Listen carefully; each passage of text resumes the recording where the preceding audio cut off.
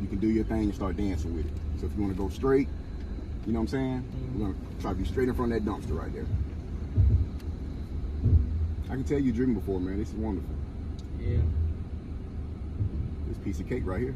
Technically, you in there, unless you just want to make it pretty with a cherry on top. But I mean, you in there. If you want to go back a little bit, that's fine. But that's a pass. Yeah, because I still gotta wait till like December or something just to get my actual driver's license. Oh yeah, man. It's inevitable. You're gonna get it. But right now, I'm just trying. I tell you, man, you got it made. When I took my driver test, I didn't have no backup camera. They didn't make them back then.